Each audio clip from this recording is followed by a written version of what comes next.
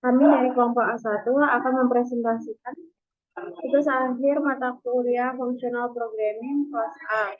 Sebelumnya, perkenalkan saya yang berbeda dengan kelas buku 3004 dan teman saya Suhermanto dan kelas 1 kelas buku 22 dan Ferrari Romano dengan NIM 2124 3101. Di sini kami membuat program repository data mahasiswa informatika, di mana sebuah program yang akan menyimpan data mahasiswa dalam bentuk arsip.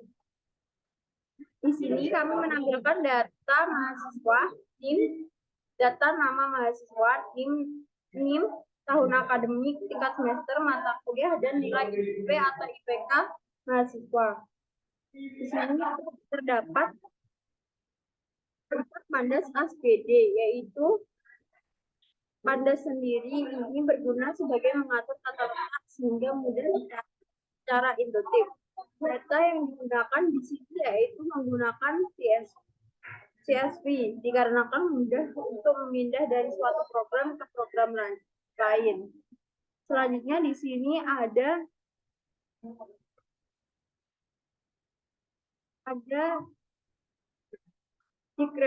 Grader, yaitu gunanya untuk membaca CSV dalam bentuk dictionary. Terus selanjutnya di sini ada defiltering IP besar. Di sini filtering digunakan untuk memfilter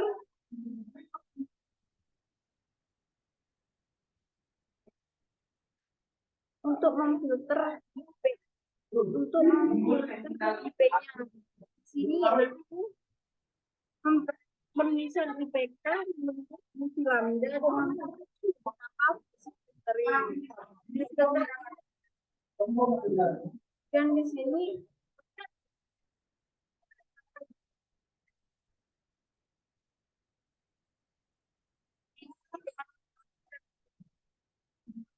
yaitu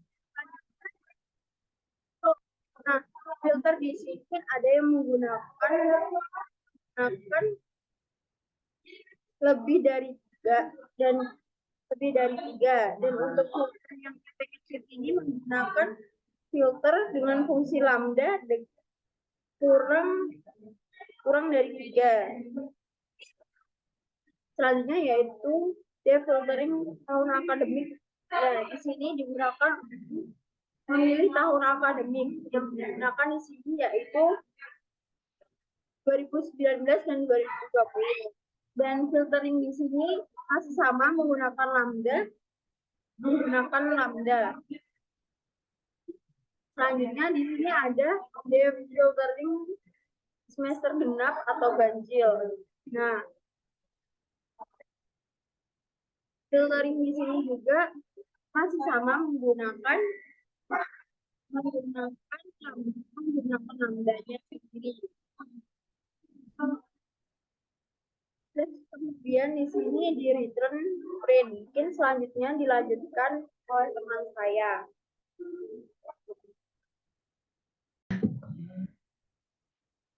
Baik, selanjutnya saya akan menjelaskan pada bagian matkul, lalu NIM dan nama. Nah, pada menu kita itu ada beberapa menu. Nah, seperti yang sudah dijelaskan oleh teman saya sebelumnya, yaitu ada menu IPK, lalu menu semesternya, lalu ada tahun akademiknya, lalu ada semester ganjil dan genap, lalu ada matkul, NIM, dan nama. Nah, di sini saya akan menjelaskan logika dari code, yaitu matkul, NIM, dan nama. Nah, karena code kami itu menggunakan metode filtering atau dari data, nah kita hanya mengambil data-data beberapa gitu. Kita memfilter data tersebut. Misal ada beberapa banyak data, kita akan memfilter data yang akan kita ambil saja gitu. Nah, saya akan menjelaskan pada bagian matkul terlebih dahulu. Nah, di sini kan ada pada data CSV atau file handling kita itu ada banyak data. Nah, dan juga ada beberapa banyak matkul. Nah, di sini kita ambil beberapa matkul, yaitu ada TA atau tugas akhir 1, tugas akhir 2, PWeb, lalu ada kerja praktek lapangan, lalu ada kriptografi, ada metode numerik, ada PBO, dan ada sistem pendukung keputusan. Nah, di sini maksud dari fungsi ini yaitu digunakan untuk misal di TA1 ini, nah di sini fungsi filter itu digunakan hanya untuk mengambil mahasiswa yang ada pada data CSU-nya itu yang hanya mengambil matkul tugas akhir 1. Nah, untuk code-nya itu seperti ini, yaitu kita membuat suatu variabel yaitu filtering, lalu di dalamnya itu PD data frame. Nah, kita menggunakan import pandas atau modul pandas. Nah, di sini digunakan untuk data yang ada pada CSV itu kita tampilkan agar lebih rapi menggunakan pandas. Nah, lalu filter. Nah, kita menggunakan lambda x ini adalah data dari CSV-nya itu, lalu x nama MK atau nama matkul. Ini key-nya yang kita gunakan itu key-nya, key dari data CSV-nya. Lalu jika key tersebut sama dengan tugas akhir atau tugas atau nama matkul yang ada pada data CSV-nya, maka akan uh, mengeprint atau akan datanya itu akan benar dan akan mengeprint uh, mahasiswa siapa saja yang yang mengambil matkul tugas akhir. Nah, dari variabel filtering kita masukkan ke variabel matkul, lalu kita return print matkul. Nah, jika datanya itu benar seperti yang saya jelaskan tadi, maka akan return print matkul gitu. Jika datanya salah, maka akan false atau programnya itu akan salah, akan berhenti. Nah, untuk selanjutnya itu juga sama, uh, penjelasan atau logika code-nya itu sama dengan nama matkulnya. Jika nama matkul itu sama dengan nama matkul atau key-nya itu, maka akan mengeprint atau output-nya itu beberapa mahasiswa yang mengambil matkul tersebut. Lalu saya akan menjelaskan mengenai NIM. Nah, karena di menu NIM ini ada dua NIM, yaitu ada NIM ganjil dan NIM genap, jadi kita menggunakan dua fungsi. Nah, untuk NIM ganjil yaitu fungsinya itu seperti ini. Jadi kita buat variable filtering juga, lalu ada data frame, filter, lambda x, integer. Nah, kita rubah value yang ada pada data CSV-nya itu menjadi integer, lalu kita ambil data yang ada pada NIM ini, atau kita tunjukkan sebentar pada data CSV. Nah, di sini ini kan NIM-nya. Nah, kita ambil indeks dari NIM-nya itu indeks ke-10 atau indeks ke terakhir. Nah, jadi saya masukkan itu NIM-nya atau key-nya, lalu indeks dari kata atau NIM-nya itu yang ke-10 atau indeks ke terakhir. Nah, di modulo 2 sama dengan 1. Nah, ini digunakan untuk mengambil NIM ganjil. Jadi kita ambil dari indeks ke terakhir dari value NIM-nya itu agar dapat ditemukan bahwa NIM itu NIM ganjil atau genap. Jika datanya itu benar, maka akan mereturn print NIM. Untuk yang genap itu sama saja. Kita ambil dari value-nya itu indeks 10. Lalu di modulo 2 sama dengan ini akan menampilkan NIM genap saja gitu. Lalu selanjutnya di bagian nama. Nah, untuk logikanya itu seperti ini. Jadi kita nanti akan menginputkan nama atau nama mahasiswa yang dicari. Nah, jika nama mahasiswa yang dicari itu sama dengan nama mahasiswa yang ada pada data, maka akan ditampilkan data tersebut.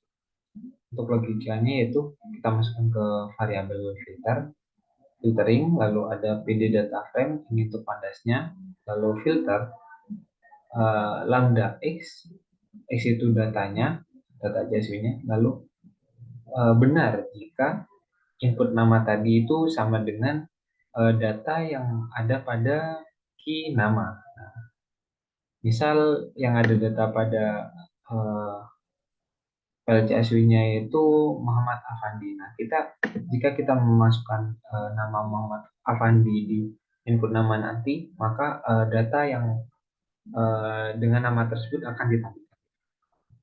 Jika salah, maka akan false atau program itu akan berhenti. Lalu data ini data CSV-nya tadi. Jika benar, maka akan mengeprint filteringnya, akan menampilkan nama yang kita cari tadi. Lalu ada nama nih. Nah, di sini kita juga bisa mencari nama tersebut dengan NIM. Nah, jika NIM yang nama yang kita cari atau NIM dengan NIM tadi itu sama dengan NIM yang kita cari atau mahasiswa yang kita cari, maka akan print mahasiswa tersebut. Maka akan ditampilkan mahasiswa yang mempunyai NIM tersebut. Untuk logikanya juga sama, cuma beda pada key-nya. Tadi kan yang kita pakai key nama untuk mencari namanya, dengan mencarinya dengan namanya. Lalu yang kedua itu kita mencarinya dengan NIM. Lalu untuk code selanjutnya itu akan dijelaskan oleh teman saya, dan beserta demonya akan dijelaskan oleh teman saya.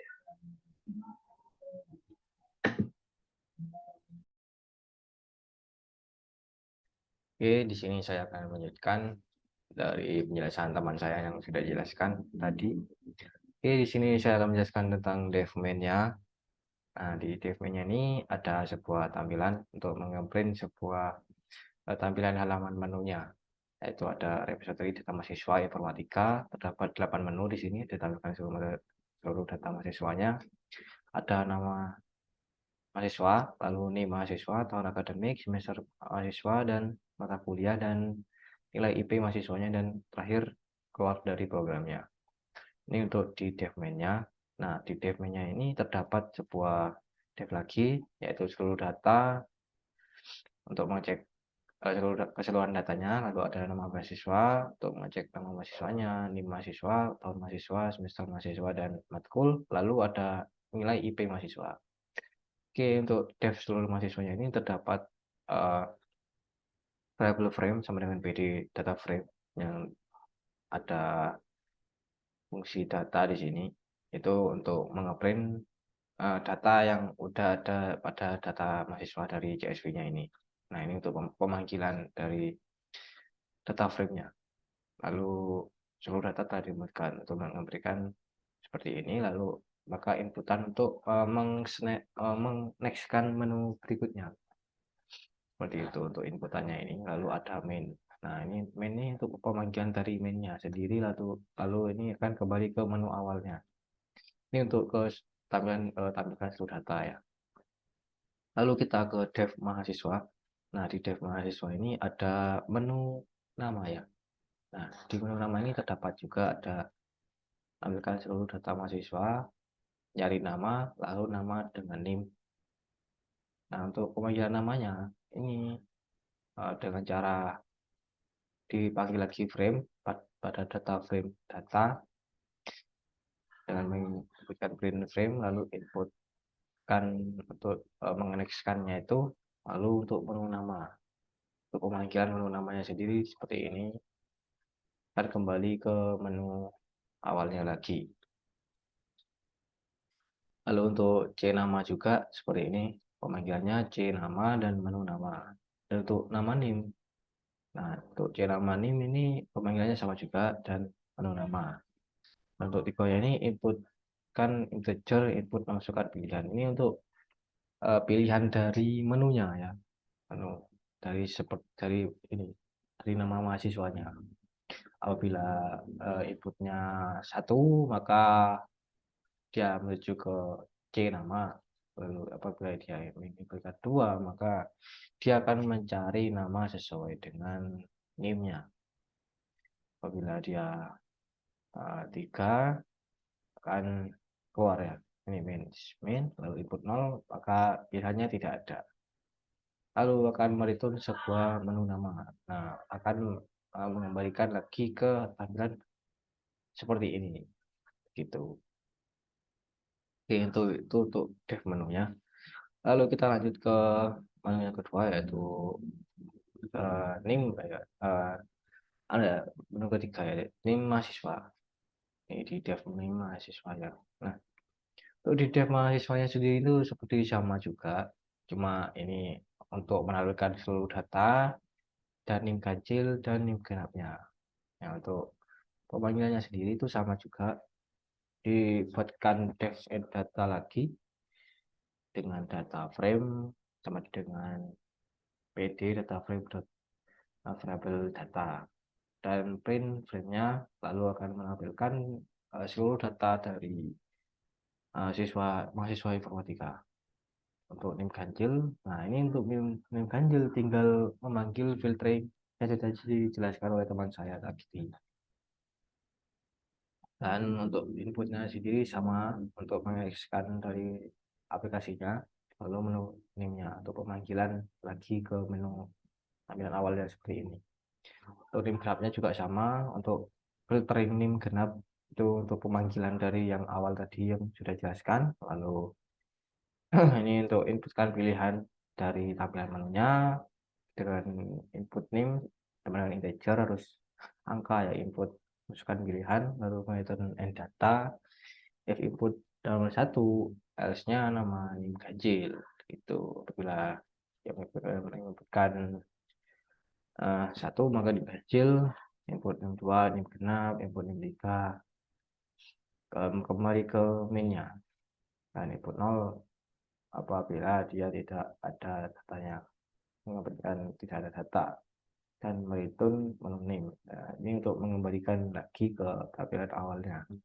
Oke, kita lanjut ke tahun mahasiswa di sini. Nah, di tahun mahasiswa sendiri itu juga ada disuruh menampilkan seluruh data, ada tahun 2019, 2020, dan 2020 sampai 2021. Nah, untuk data, teman-teman, ini untuk menampilkan data seluruh datanya dengan sama juga frame, PD data frame. Ini untuk semua datanya. Lalu ada tahun 2019, ini juga dipanggil lagi parameter filtering tahun akademik yang sudah dijelaskan oleh teman saya tadi. Lalu ada tahun 2020 seperti ini, dipanggil lagi filternya. Lalu kita kembali ke menu tahunnya. Lalu ada input di sini seperti biasa, inputnya apabila F1 else tahun 2019 gitu, dan seterusnya. Dan selanjutnya ada semester mahasiswa. Di sini juga ada 3 menu ya, ada 4 tampilan menu ya. Ada semester mahasiswa, sistem ganjil, matkul pilihan semester ganjil, dan semester genap. Nah, untuk datanya sama juga, frame sama yang PD data frame, variable data diinputkan. Lalu untuk ganjil filtering ganjil, lalu untuk genap filtering genap panggilan. Lalu untuk pemanggilannya apabila masukannya ini sama juga, input di semester seperti ini, dan mereturn data S. Jika if 1 S maka S ganjil gitu, dan seterusnya. Lalu untuk dev matkulnya sendiri ini terdiri ada tampilan menu ya, beberapa tampilan pilihan, yaitu seluruh data matkul, ada tugas A1 matkul yang saat ini matkulnya, ini nama-nama matkulnya. Lalu untuk pemanggilannya juga seperti ini data frame data frame untuk menampilkan semua halamannya, menampilkan semua datanya di sini. DFTA untuk filtering MTA-nya seperti biasa, TS2 filtering MTA2 disebutkan di sini semua. Dan ini juga sama juga yang sudah saya jelaskan tadi, memasukkan pilihan ya.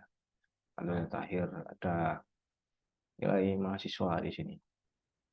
Ada data nilai IP mahasiswa ya. Untuk menampilkan seluruh data mahasiswa, IP terbesar dan terkecil. Sini ya. Nah, ini untuk menuliskan ya. Untuk menampilkan IP besar, dipanggil lagi filtering IP besar ya. Lalu kembali menurut nama nilainya. Sini. Kalau ada tampilkan IP besar, apabila ingin menampilkan IP besar, dipanggilkan lagi filtering besarnya.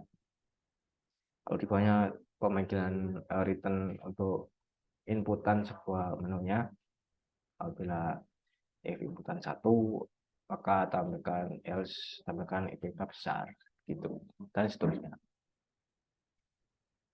Oke, ini untuk nilai IPK-nya juga sama seperti ini.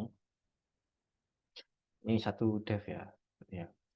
Nah ya, dev ada dev DB nilai TK juga ini IPK nih, tampilkan kecil juga. Yang tadi itu IP, sekarang ini IPK ya. Nih IP, oh yang tadi IP, ini IPK gitu.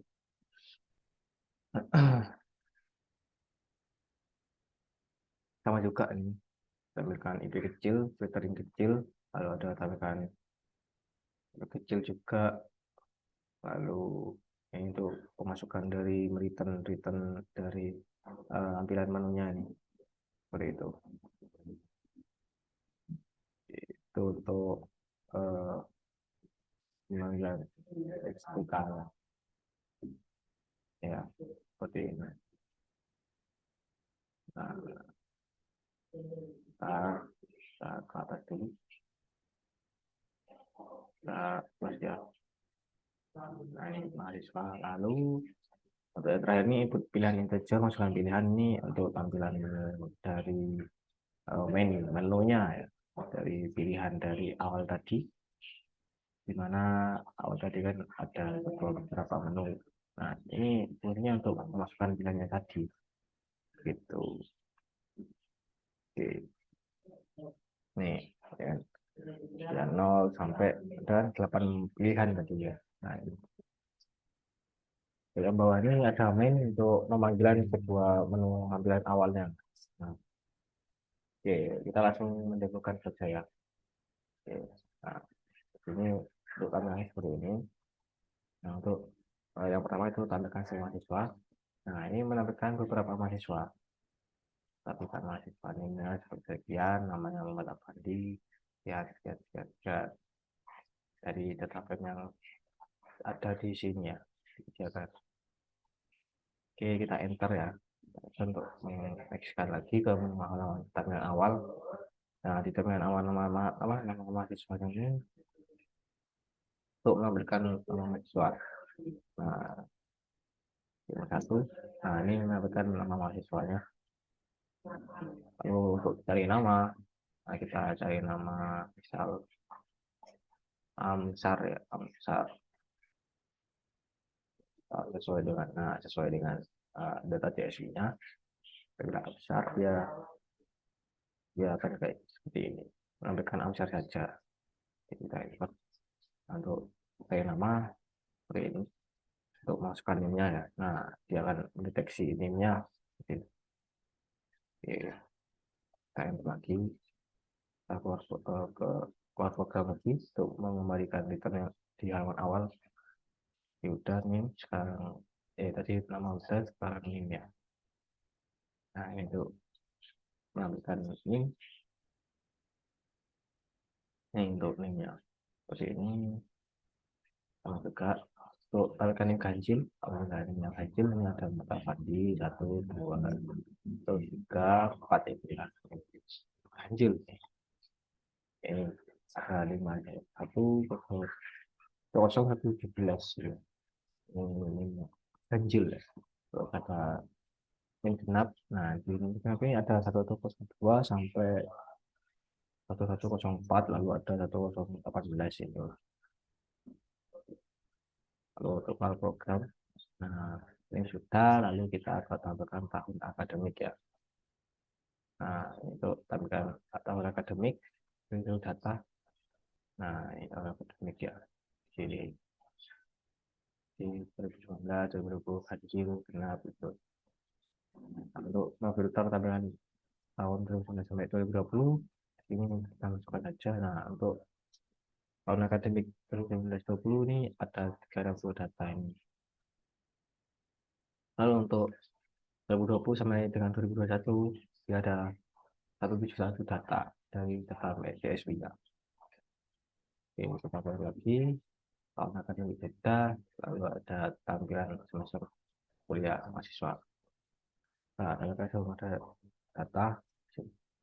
Nah, ini nampak ya. Oke, kita tampilkan semester ganjil. Nah, ini di semester ganjil ya ini. Data tampak ngefilter semester ganjil semuanya. Lalu ada semester genap. Nah, itu genapnya. Lalu kita ke awal lagi. Tadi semester udah, lalu kita tampilkan mata kuliah ya. Nah, ini ada seluruh mata kuliah di sini. Nah, ini yang 60 mata kuliahnya di sini. Nah, untuk tugas akhir satu itu siapa yang itu. Nah, ini yang 60 orang-orangnya. Ini semuanya ya. Uh, ini mungkin pemrograman web ada 2 orang, lalu 5 juga ada seperti itu, sampai dengan 9 seperti itu. Aku ya udah, terus kita dan terakhir yaitu tampilkan nilai IP mahasiswa. Nah, ini seluruh mahasiswa IP-nya dan IPK-nya. Nah, IP terbesar, tampilkan IP. Nah, ini IP dari terbesar nih. Kamar yang terbesar keempat ini. Dari yang kedua terkecil terus ke terbesar. Nah, terbesar udah tadi ya nomor 2 ini. Nah, yang terbesar IP ya. Terus IPK-nya seperti ini sama IP-nya. Dan saya yang terbesar 352. Untuk yang terkecil ini ke IP-nya 0, 0. Kalau untuk area terkecil IPK-nya, nah ini vektor IPK yang terkecil. Lalu kita keluar program. Nah, mungkin untuk yang terakhir seperti ini. Nah, seperti ini. Ini untuk mengeluarkan programnya. Oke. Oke, mungkin itu saja penjelasan dari kelompok kami. Apabila ada salah, mohon maaf. Dari kelompok kami, saya akhiri. Assalamualaikum warahmatullahi wabarakatuh.